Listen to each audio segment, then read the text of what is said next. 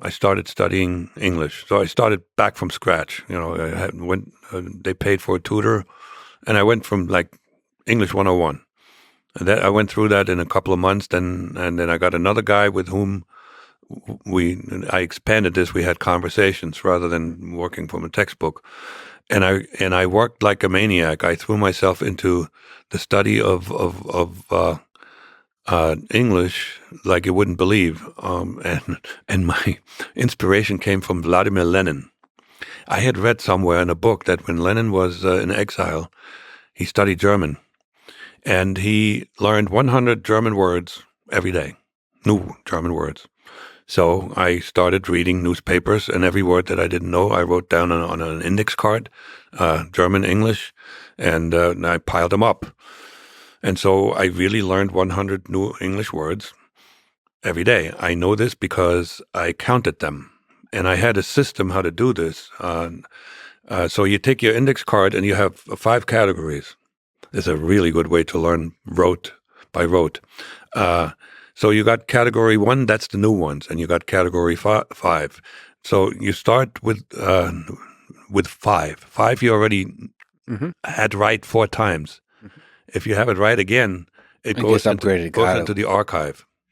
Oh, like long-term cold archive. Yeah. 4, if you get it right, it goes to 5. If you get it wrong, it gets relegated to 3. So you go through this, and occasionally I would throw the archived things back into 1. So I really acquired a phenomenal vocabulary.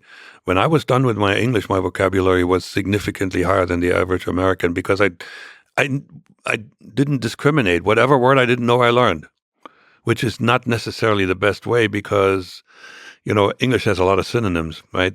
Yeah. And one synonym is usually the preferable one. And I, when I first interacted with people, I very often used the one that wasn't as good.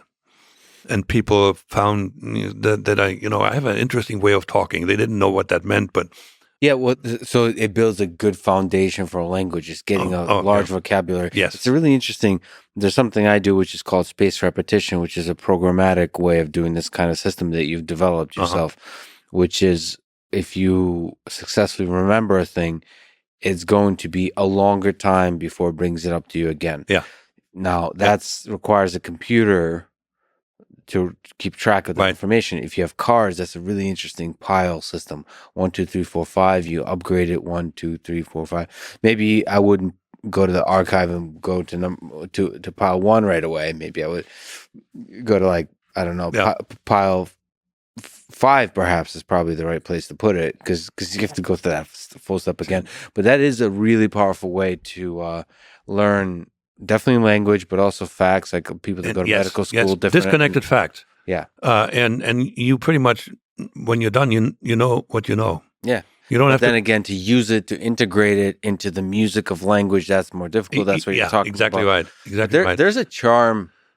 I mean, maybe it's not good for spycraft, but there's a charm to this kind of, to having an accent and using words incorrectly but confidently. Because language isn't a simple formula. Language is the play of words. So actually using the incorrect synonym, if instead of saying I'm cold, saying I'm chilled or something, like using offbeat words can actually be part of the charm. So it's interesting if you can learn how to use that correctly. Because I've known a bunch of people with the Russian accent, and I feel like they get away with saying a lot of ridiculous shit because they're able to sort of leverage the charm of the non sequiturs. By the way, just one thing. You talked about using a computer. When I had my first personal computer, I actually wrote a program that does that.